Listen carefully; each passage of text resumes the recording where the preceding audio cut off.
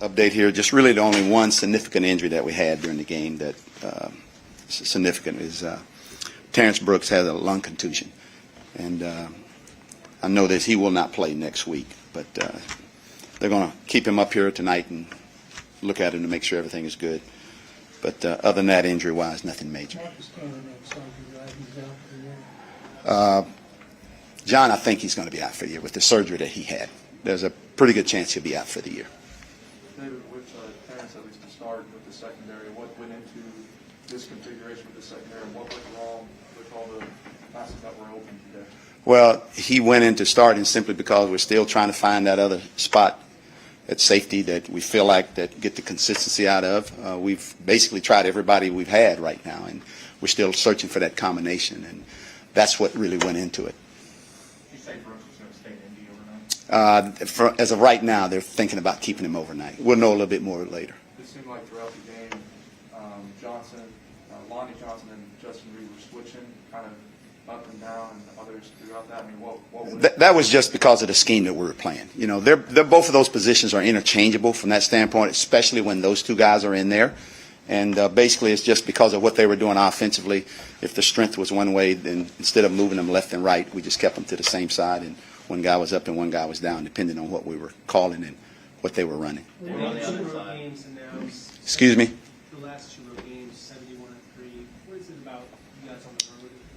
What is it going to take to be better? Well, again, I'm going to go back to we started the game with a penalty, 1st and 15.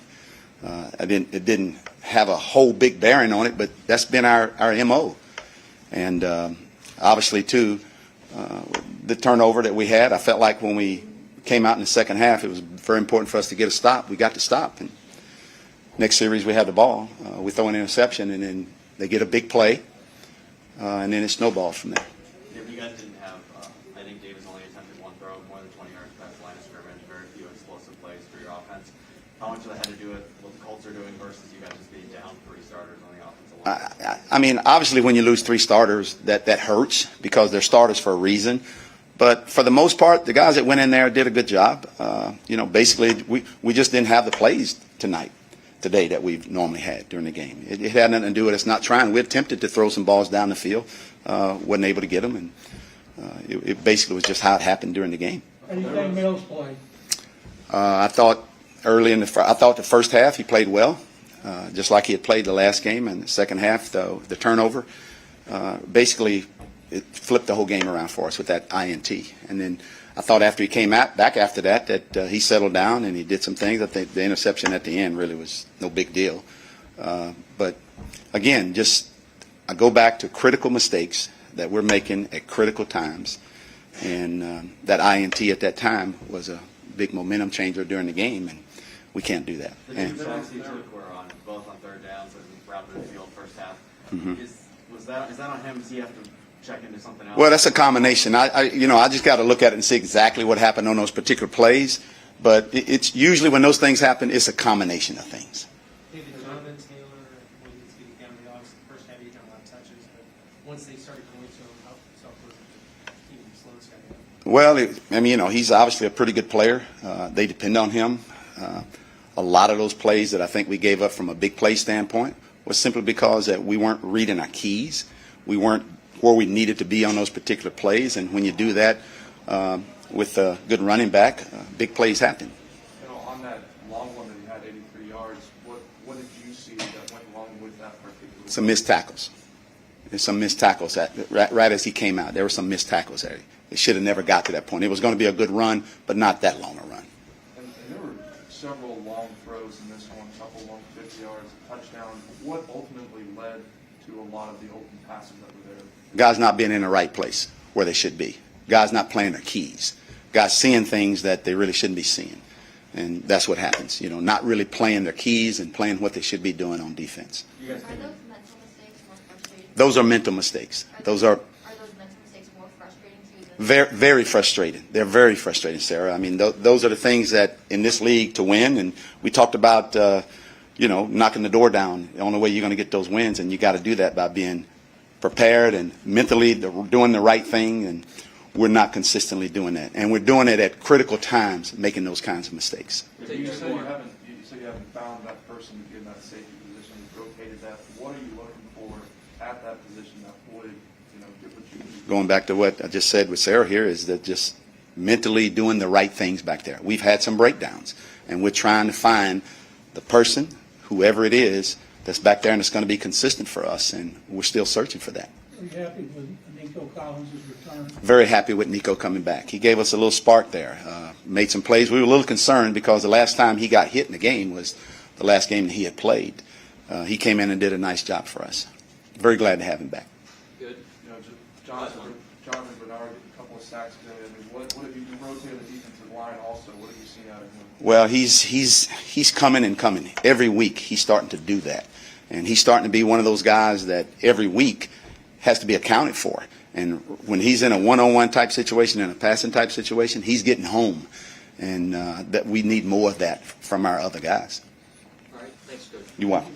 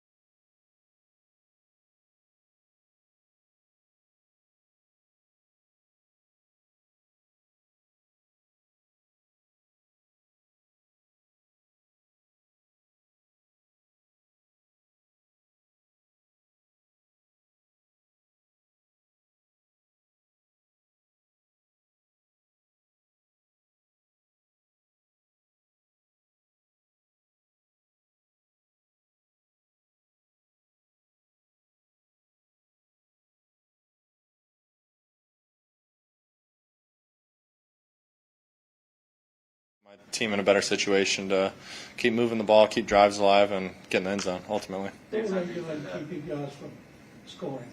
Can you repeat that? What were they doing to keep you guys from scoring rather than field? I mean, I don't know if it's entirely on them. I think some of it is on us. We got to execute a little better at times. They played sound on defense, didn't make very many mistakes. We turned the ball over, and I mean, we called some shot plays. We're trying to get the ball down the field, and it was covered up on most of them. So, just got to be better. Davis, on that, after that first interception, the Colts scored pretty quick. It looked like Tyrod was talking before he took the field again. What was he telling you? Just one of the looks on the field on that given play. Might have had something front side that I ended up getting off of a little quick. And then just kind of flush it, next play mentality. What did happen on that first interception? I got backside. They were in cover 2, got backside, didn't like the front side with Cookie, and kind of just forced the ball in there. Saw him late and ended up still throwing it. And I needed to probably hit my check down or try to make a play with my feet. Davis, what do you think it's going to take for you guys to become a better road team overall? Like I said, just execution, no penalties, just playing a clean game altogether. I mean, football's a game of inches. I think we're close in a lot of different factors, but I mean, ultimately we got to play a complete game, offense and defense and special teams to get the win. What did it mean to get Nico back? He's great. A lot of talent out there on the field. Just another threat we have out there on offense to go and make plays. What about having 3 backup linemen in? How did that affect things? I mean, I felt it was pretty seamless. I thought all those guys stepped up and played well. Even my communication with Justin up front, kind of declaring all the fronts and protections. I thought we were on the same page all day.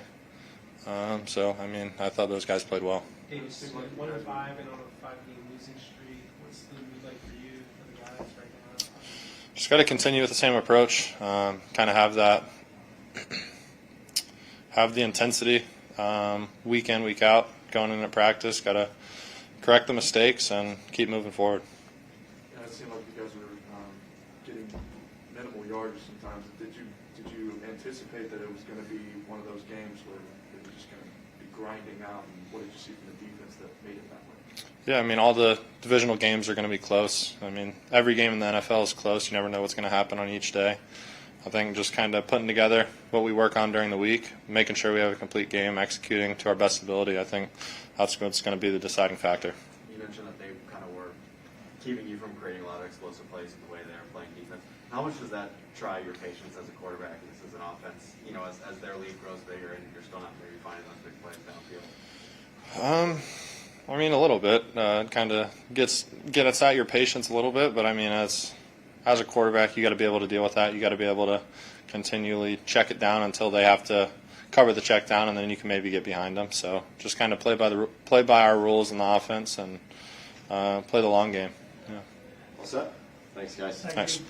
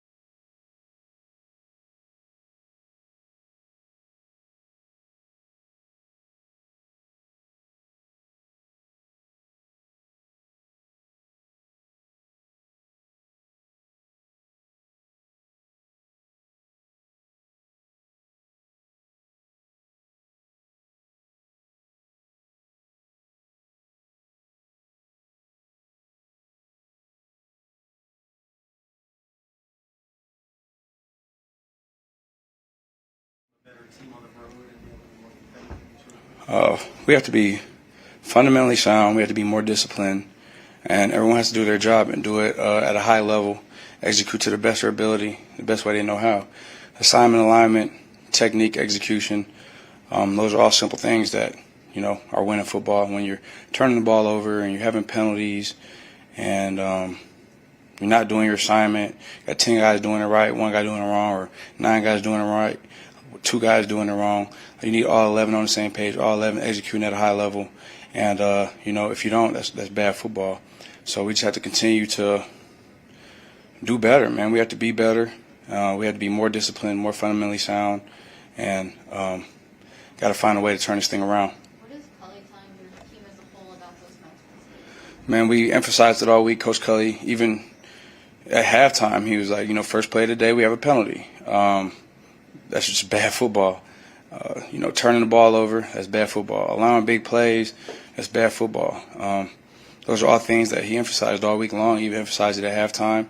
And we came out, got to stop, and we, had a turnover. We're not pointing fingers, but we just know, turnovers, penalties, unforced errors, that's bad football, and that's ways that'll keep you, getting beat. You had 2 of your longest runs of the season today, and you had great backup line. How did that play? Man, I've always had the confidence in our line, man. Coach Camp does a great job coaching those guys up, making sure we're on the same page. Running backs, linemen know what they're seeing, how they're trying to block, and they know what we're feeling and what we're seeing, how we're reacting to certain runs. And he just does a great job of getting those guys ready to play. And they just had the next up mentality. G played a great game, McCray played a great game, J Mac played a great game. Titus did his thing, Max did his thing. All the guys up front, I have confidence in those guys, and I'm thankful for those guys because my livelihood depends on those guys. So I believe in them, and they did a great job today. Mark, this is one of the most veteran teams in the league, and Coach Culley has, like you said, mentioned prioritized the penalties and talked about it a lot. Why do you think that message is still not getting through, or the mental errors persist? You have to execute it. Like, you can talk about it all you want, you can emphasize it all you want, but until you have the discipline to go out there and know the snap count and know the cadence of the quarterback's tone and what we're going on, you're just gonna have those errors, man. And every individual person has to be accountable, be disciplined, be fundamentally sound. Pre-snap penalties is bad football, So I think just individually, it's just the focus, it's the discipline, it's the small attention to details, and we have to continue to get better at that if we want to turn this thing around.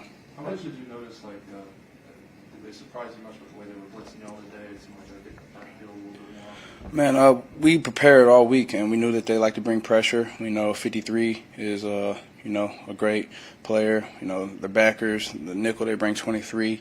And, I think it just comes down to being fundamentally sound and, knowing your job, executing your job. When there's pressure as a back, you need to have your eyes up and have the proper technique to when you do diagnose the pressure to be able to pick it up. And I think same thing offensively. We knew they was going to bring movement on the D line, stunts and bring pressures off of that. And TK did a great job this week of middle of the field open. It's a high alert for pressure. Different techniques on the D line when they're lined up, high alert for pressure.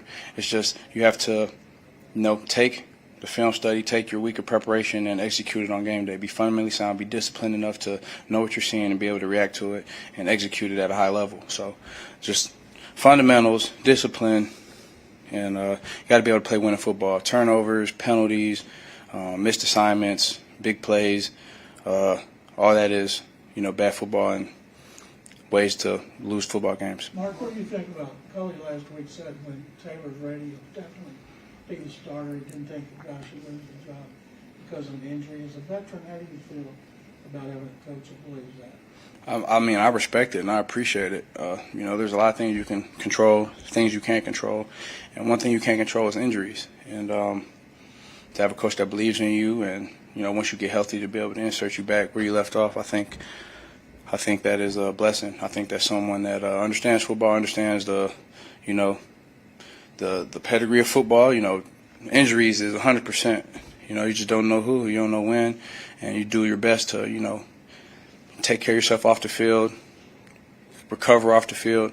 But some injuries are inevitable in football, and to have a coach that believes in keeping his guys, having his guys back even after injury, that's something that I think is a blessing, and something I think that a lot of guys would appreciate. Mark, how would you characterize the morale in the locker room and just where you guys go from here? Man, we just got a good group of guys, man, that believe in each other, that fight for each other. And we go out there and prepare, and we come out here and try to get victories and try to put ourselves in the best position to get victories. And, we just all have to buckle in. We all have to lock in a little bit more. You have to pay a little bit more attention to detail, have a lot more focus and a lot more discipline. I mean, football is a simple game, man. You got to take care of the football. You can't have penalties. You can't shoot yourself in the foot. That's the ways to lose games. So we just got to continue to improve, continue to get better, keep holding each other accountable, and get this thing going in the right way. We believe in each other. We're going to fight for each other. We're going to come in tomorrow, watch this film, learn from it, try to get better from it, and prepare for Arizona. So we all believe in each other. We all want to fight for each other. And we know we have players in this locker room that are prideful in how they perform and in their careers and going out there and performing well. So we're sticking together. We're going to fight for each other. And we're going to try to turn this thing around. Still a lot of season left. Still a lot of football to play. Mark, in your career, you played through a couple losing seasons with the Saints, but I'm not sure if you've been through 5 straight losses. How taxing is it? I mean, it sucks coming out here and getting your butt kicked and losing games. I think anybody would tell you that. And but I've overcome adversity, throughout my whole life, and I'm sure many other guys in this locker room have overcome adversity as well. So this is just an obstacle that you have to overcome. And I'm thankful and grateful to be able to play this game, have the opportunity to come out here every Sunday and perform. I sacrifice a lot, being away from my family. My family watches me, and I just want to go out there and put my best foot forward for my teammates. My Lord and Savior Jesus Christ, 11 years, having the opportunity to come out here and play this game. I'm appreciative of that. I'm thankful for that. And, obviously losing sucks, but I'm trying to improve, trying to get better, do everything I can to help our team win games, and I'm going to do that again this week. Mark, there's only one team in you guys' division that has a winning record right now. How much does that kind of factor into the morale in the locker room and the hope that still exists for the team? Man, that you have to play, Indy one more time, the Jags again, Tennessee twice. So, the number one goal of any team starting off the season is to win your division. And, there's still hope that we can win our division. We have a lot that we have to do, a lot that we have to improve on, and we have to get better, fundamentally sound, more disciplined, hold each other accountable, be able to take the things that we discuss and apply it to the game and execute it in the game. So I think I know everybody still believes in each other, and we're going to fight for each other. We're going to come in tomorrow, watch the film, learn from it, get better from it, and prepare to go out to Arizona and give ourselves the best chance to win out there. So each week has its own challenges and its obstacles, and I'm looking forward to getting on the winning side of things. Thanks, Mark. Yeah. Yeah.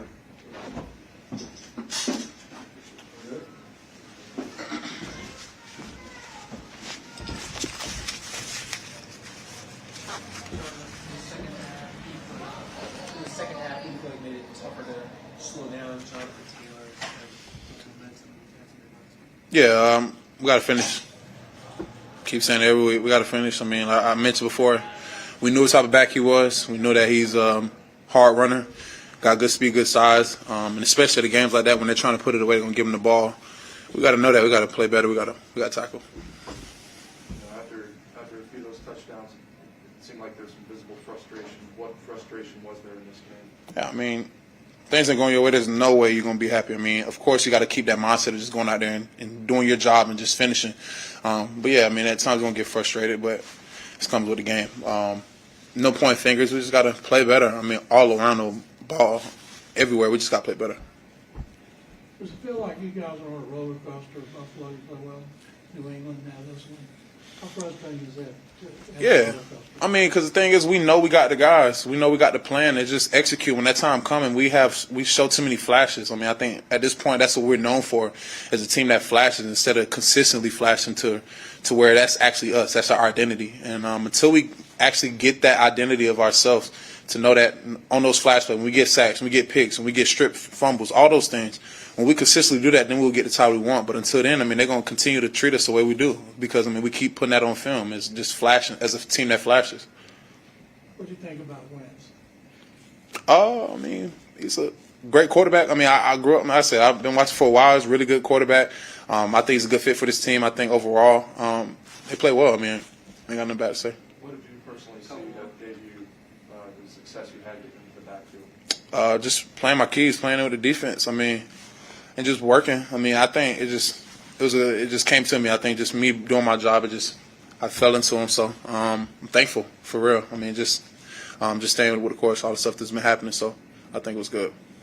David Culley was talking about how there's been a lot of transitions, a lot of combinations that are trying to find the right fit. Mm-hmm. How do you feel, and other players, how do you all process that as the combinations keep coming to find that fit? Yeah, I mean, it's the league, man. I think you always got to be on your toes. You never can get too comfortable. I mean, if something ain't working, we're gonna get it fixed, and we got to make sure it works. I mean, we're gonna go to a different route. So that's just the league, and I think him enforcing that with this team and make sure everybody's held to that standard, I think it's good. I mean, if I'm slacking, if I'm not making my plays, then I mean, so be it. Somebody else got to come in and make some plays. So I'm all for it. It's the next guy up mentality. So we're just gonna continue to just keep working and keep taking advantage of the opportunities that I get. Good. Thank you. Thank y'all. You have a good one.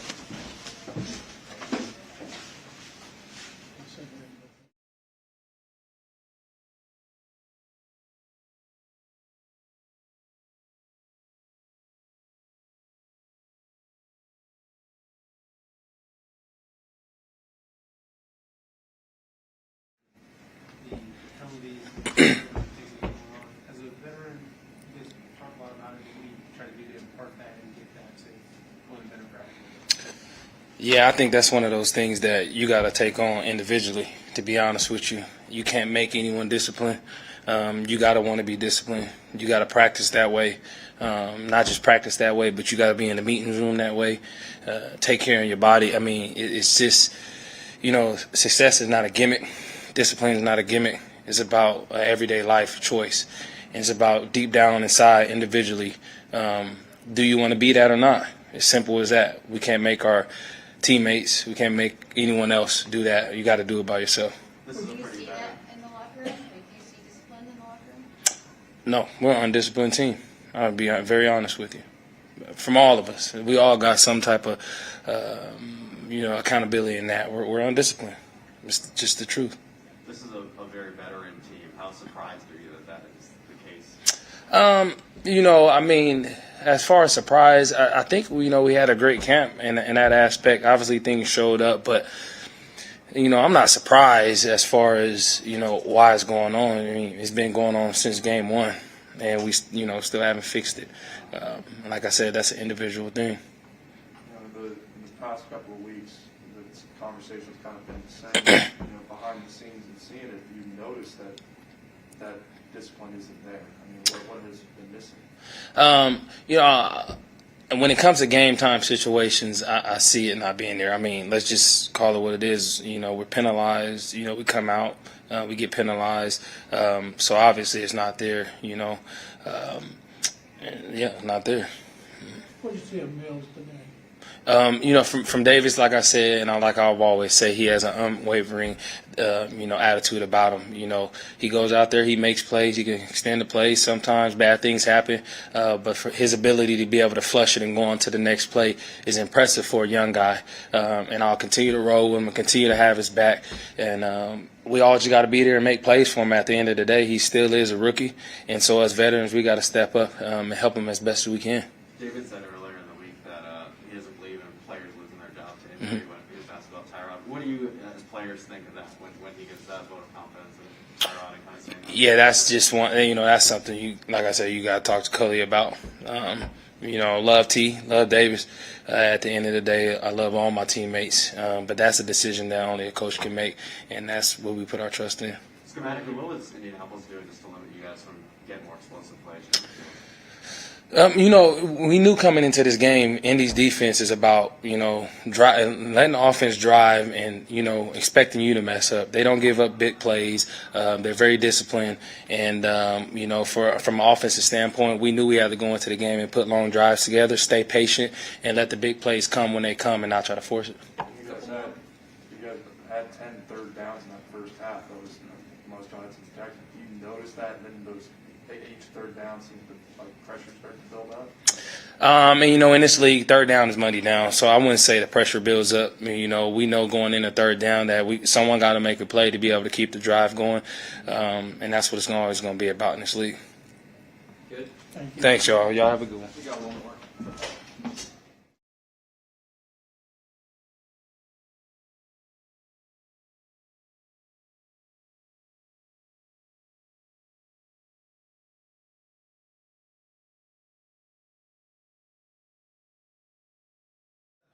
Jonathan Taylor, what do you see from him as a back? I mean, he's an elite player. He's got elite speed, and we got to do a better job at managing that big run. I think if you take that away, we were doing all right. What about, you were down only 7 at halftime despite 2 pass plays. How do you account for what keeps happening to you guys in the second half? Yeah, I don't know. We got to figure it out because everyone can see it. We feel like we play pretty dominant first halves, and then something happens where we gotta learn how to finish, and that's just kind of been the theme of the whole year. On the long run with Taylor, what did you see on that play? How it turned out that way? Just big gap. It was just they had a perfect call against our call. Really, that's really what it came down to. It's hard to turn this thing around. There's just a lot of games left in the season. What do you think about that as far as trying to do something as a team? Yeah, we just gotta. The biggest thing is we gotta just fix the little details. Like there's so many little things we gotta just clean up. I think right now I can only speak for the defensive side. I know nothing on the offensive side. There's just certain things at the end where we're not being on the same page, and we gotta play total team defense. Is that surprising considering you've got so many veterans in here? If you were young, you could see making the kind of mistakes out there. But are you surprised with some of these vets? I don't really have an answer for that. Really. Good. Thank you. Yeah, thanks, guys.